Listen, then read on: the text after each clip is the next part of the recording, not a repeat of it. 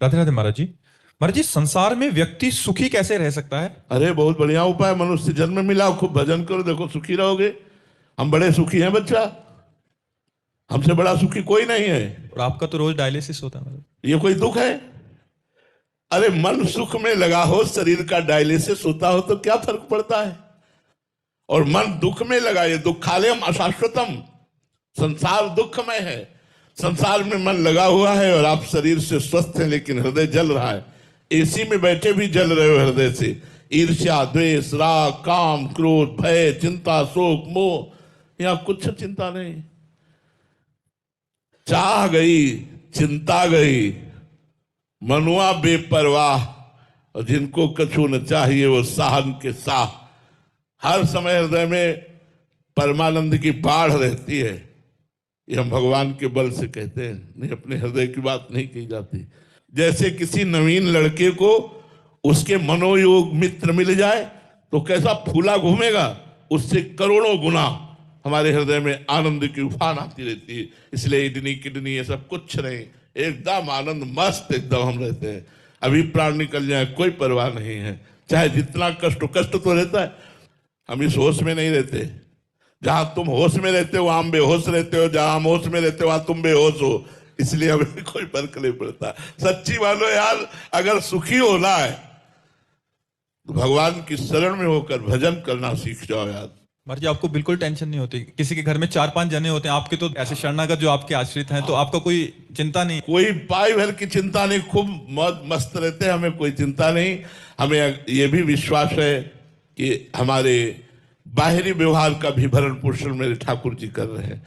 किसी से मांगना नहीं है, किसी से जांचना नहीं है, और भगवान देते हैं, सब पार कर रहे हैं। भगवान का भरोसा, जिसने इस सृष्टि को बिना किसी सहयोग के स्वयं रचा है, हम उस परमात्मा की शरण में, वो हम शरणागतों का पोषण नहीं करेंगे, भरण पोषण नहीं करेंगे। इसलिए निश्चिंत, चिंता तो जीवन में कभी नहीं हुई।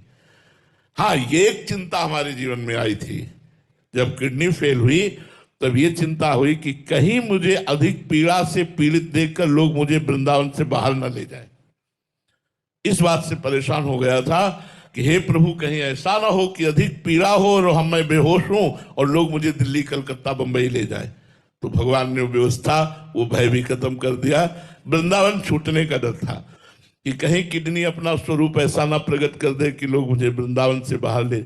और आज तक कोई चिंता नहीं, भगवान निश्चिंत किए हुए हैं, सब कुछ चल रहा है, सब आनंद में चल रहा है, कोई चिंता नहीं। अन मांगे आगे आवेगो, जीव पल लागे पल को। बिना मांगे सारी व्यवस्थाएं भगवान पूर्ण कर रहे हैं। अब आप सोचो कि आप गृहस्थ हो, आप तो बाबा जी हो, आपका चल रहा है, नहीं। चक्रवर्ती सम्राट अम्बरीश जी हर समय भगवान की सेवा और स्मरण में रख, और पूरा सम्राट पद का संचालन भगवान के द्वारा हो रहा। जो भगवान के सारे होता है, भगवान उसके लौकिक कार्य भी कर देते हैं। एक प्रसंग आता है जयमल जी का कि उन्होंने नियम लिया था 10 घड़ी 4 घंटे, 4 घंटे का नियम लिया था कि जब हम ठाकुर सेवा में जाएंगे, अगर उस समय कोई हमारे ठाकुर सेवा में आकर हमसे बात करेगा तो उसकी गर्दन उड़ा दी जाएगी। मतलब इतना एकांत ठाकुर सेवा हो कि कोई हमें विक्षेप ना पहुंचावे। ये बात जब विरोधी राजाओं को पता चली, जयमल जी बड़े बलवान राजा थे और वो उस समय पूजा में होंगे, 4 घंटे निकलेंगे नहीं, तो विरोधी राजाओं ने उसी 4 घंटे में आक्रमण करने का निश्चय किया कि जब राजा अपनी पूजा गृह में चले जाएं तो आसपास से उनके राज्य को घेर करके और उसको अपने कब्जे में कर लिया जाए, बाद में राजा को बंदी बना लेंगे। जब सेना परास्त तो राजा बंदी तो बन ही जाएगा। घेर लिया। गुप्तचरों ने तुरंत सूचना दी कि नगर को घेरा जा रहा है, चारों तरफ से आक्रमणकारी सेना आक्रमण के लिए उतारू है। आदेश मिले तो हम उनके साथ युद्ध करें, बिना राजा के आदेश के युद्ध कैसे हो सकता है। अब सेनापति परेशान, सब परेशान कि जो जाएगा पहला होगा कि उसकी गर्दन उतार दी जाएगी।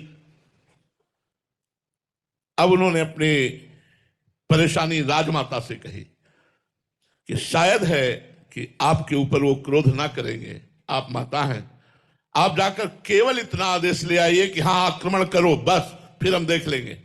फिर तो बलवान सेना थी, वो वहां गई। तो इतनी तन्मयता से ठाकुर सेवा में लगे थे कि उनकी हिम्मत नहीं पड़ रही थी कुछ कहे। काफी समय व्यतीत होने के बाद कहा बेटा, तो उन्होंने पीछे मुड़कर देखा, कहा बेटा इस समय आना नहीं चाहिए, पर राज्य संकट में है। इस समय आक्रमणकारियों ने चारों तरफ से पूरी राज्य को घेर लिया है। अगर आप केवल आज्ञा दे दें युद्ध की तो राज्य सेनापति कहते हैं कि हम संभाल लेंगे।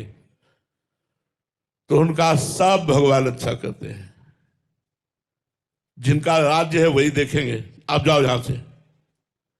ना तो ये कहा युद्ध करो, ना कोई, बस यही कहा कि जिनका राज्य है वही देखेंगे, वही भगवान देखेंगे, चलो जाओ आप। 4 घंटे के बाद सेवा की, प्रणाम किया ठाकुर जी को, बाहर निकले और कहा आक्रमणकारी कहां है? तो उन्होंने कहा कि उसके बाद कोई आक्रमण की आवाज नहीं आई, कोई सूचना नहीं आई, कोई बात नहीं आई, हम लोग तैनात खड़े हैं, हमारे पास तक कोई नहीं आया। उनका मेरा घोड़ा तैयार किया जाए, मैं अभी देखता हूं। तो घोड़ा गए तो पसीना से लथपथ था घोड़ा। अरे ये तो ऐसा लग रहा है जैसे युद्ध करके आ रहा हो, इतना थकित श्रमित पसीना से लथपथ, जो ही छुआ तो रोमांच हो गया। बोले इतना आनंद तो मैंने कभी नहीं पाया अपने घोड़े को स्पर्श में, ये क्या बात है? चलो इसको छोड़ो, दूसरा घोड़ा लाओ। दूसरे घोड़े पे बैठे और जे गए तो सब सेना गिरी हुई पड़ी थी, चारों तरफ सब मूर्छित पड़े थे।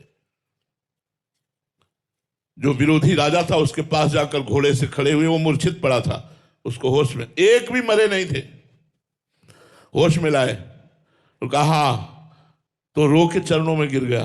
बोले बस एक बार दिखा दो, वो जो आपका सेनापति आया था एक बार उसे दिखा दो। विरोध तो जिंदगी में करूंगा नहीं, बस एक बार देखना चाहता हूं आपके सेनापति को। तो मेरा सेनापति तो आया ही नहीं यहां तक। बोले नहीं, उसकी तिरछी चितवन मंद मुस्कान और एक बाण ने सबको मूर्छित कर दिया, एक बार बुला दो। तो उन्होंने कहा वो और कोई नहीं हो सकते, वो मेरे भगवान हो सकते हैं। आए और घोड़े की आरती की अपने और प्रणाम किया घोड़े को कि आराधना करते तो मुझे इतना समय हो गया, भगवान ने साक्षात दर्शन नहीं दिए, बस तेरा सौभाग्य कि भगवान तेरी पीठ पर सवार हुए। देखा, भगवान ने रक्षा करी। जो भगवान के पूर्ण आश्रित होता है उसकी रक्षा भगवान करते हैं, भरण पोषण भगवान करते हैं। भगवान ने गीता जी में वचन दिया है, अनन्यश्चिन्तयन्तो माम ये जनाः पर्युपासते तेषां नित्याभियुक्तानां योगक्षेमं वहाम्यहम्। मैं उसके योग और क्षेम की स्वयं रक्षा करूंगा, भगवान कह रहे हैं। अप्राप्ति को प्राप्त कराना योग कहते हैं, प्राप्ति की रक्षा करने को क्षेम कहते हैं, मैं स्वयं करूंगा, भगवान कहते हैं। तो मुझे लगता है यार अनेकों जीवन व्यतीत हो गए, अगर एक जीवन हम भगवान को देकर भजन करते हुए सत मार्ग से अपने कर्तव्य का पालन करें तो हमारा कल्याण हो जाए, हम सुखी हो जाएं, बड़े आनंद में, बड़े मौज में जीने के लिए। देखो यहां किसी को किसी भी तरह की कोई फीस देनी पड़ी हो तो आप हमें बताओ, किसी ने लिया है कोई फीस किसी से, टोकन या किसी भी तरह की कोई फीस? अगर मानो मेरी जानकारी में ना हो, अगर कोई ले वो बेईमान है, वो अपराधी है, वो हमारा शिष्य नहीं हो सकता, और डुप्लीकेट पाखंड करके तुमसे ले रहा है। हमारे यहाँ का आदेश ऐसा नहीं है। हमारे यहाँ का आदेश है आपके चरणों में झुक करके आपका स्वागत करना, और आओ बैठो और भगवत चर्चा सुनो और अपना जीवन मंगलमय बनाओ। हमारा भरण पोषण बहुत अच्छी तरह से चलता है, भगवान चलाते। यदि भगवान की शरण में हो जाओ तो तुम्हारे बुरे आचरण छूट जाएंगे, और जहां बुरे आचरण और पाप नष्ट हुए तो सुख ही सुख है, आनंद ही आनंद है।